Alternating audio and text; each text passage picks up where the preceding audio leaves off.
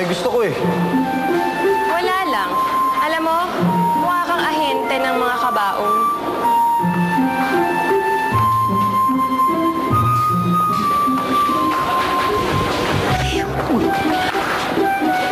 Okay lang ako. Sigurado ka.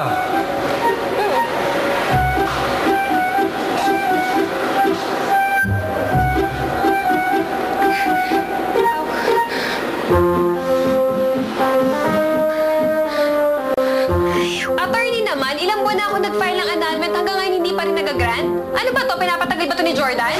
Attorney, ba't ko patatagalin to? Yung babaeng yan. Yan yung atat na atat makipaghiwalay sa akin. Maraming dahilan kung bakit ayoko sa kanya. Meron siya mga bagay na maliliit na nakakapikon. Isipin niyo, attorney, merong pagkakataong umutot siya habang kumakain ako. Eh, di ba nakakadiri yun?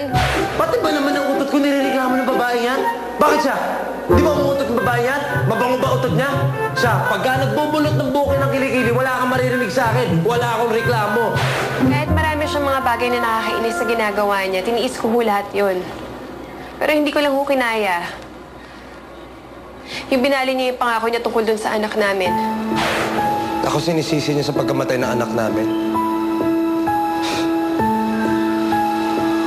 Kahit sino naman pinili ko doon, ako din naman ang talo eh. Dapat ako na lang namatay. Baka mas ginusto pa ni Monica yun. Hindi na niya ako mahal eh. Minahal ko naman siya eh. Noon. Pero tama si nanay. Dapat hindi muna kami nagpakasal. Winarningan niya na ako noon na dapat sinunod namin siya dahil ang babata pa namin at hindi namin alam yung mga pinapasok namin. Sana nakinig na lang ako sa kanya. Sana hindi na lang ako nagpadala sa pagmamahala namin noon. Alam niyo, mahal na mahal ko siya eh. Kahit anong gusto niya gagawin ko. Kahit nung annulment na to, hindi ko naman ginusto to eh. Pero alang-alang sa pagmamahal ko sa kanya. Binigay ko sa kanya. Dali mo na si Jordan. Nay, siguro naman ho, kayo na lang dapat. Kasi alam niyo naman, hindi ko pa nagkakausap yan eh. Kasi lagi siya nandito. Eh, anong magagawa natin, anak? Andyan ang negosyo niya. Yun na nga, Nay. Siguro talaga dapat na pag-usapan niya yung negosyo yan. Eh, paano pag naghiwalay kami? Hindi pwede yung ganyan, Nay.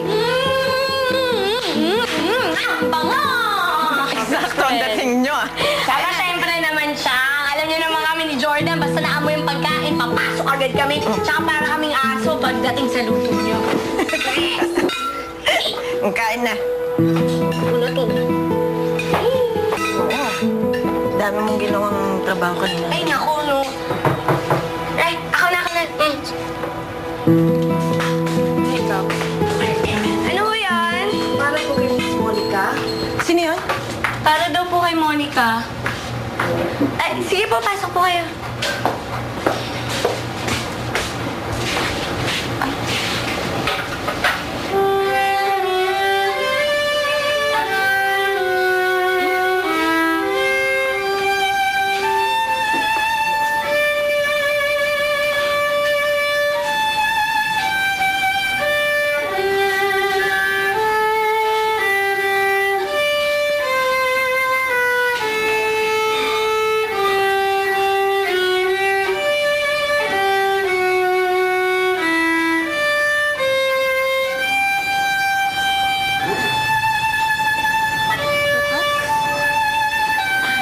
Bukas, ano sabihin na to?